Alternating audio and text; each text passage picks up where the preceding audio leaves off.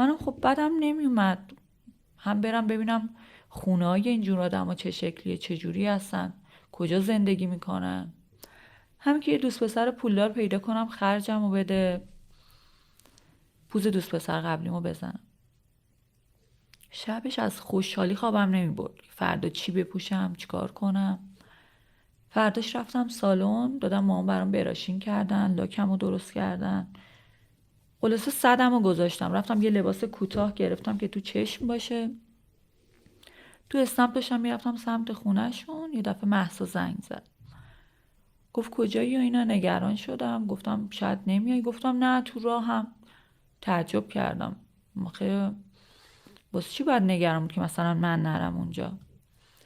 رسیدم جلو درشون.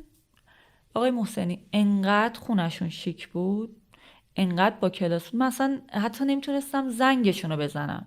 هی داشتم نگاه میکردم ببینم چی رو بزنم، چیکار کنم که لابی منو دید، اومد راهنمایی کرد، رفتم بالا. در رو که باز کرد، اصلا خونهشون از این خونه بود که فقط تو فیلم ها میتونی ببینی. تو اصلا نمیدونستی خونه رو نگاه کنی، مهموناشو نگاه کنی. همه چیزش خاص بود. مهمونای درست حسابی، همه پولدار، دکتر مهندس. رفتم اونجا، همجور جلو در وایساده بودم، یه دفعه مهسا اومد. تعجب کرد من دید. گفت اصلا از دور دیدمت نشناختمت، خیلی خوشگل تر شدی، خیلی استایلت تو این لباس قشنگ تره.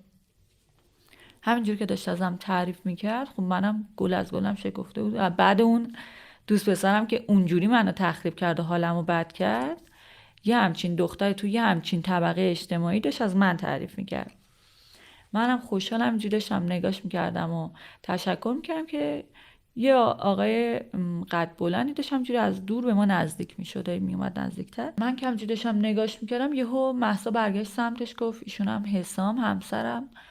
من اومدم بهش دست بدم، یهو دست داد به منو بغل کرد. من تعجب کردم، گفتم آخه یهو چرا اینا اینقدر با آدم صمیمی میشن.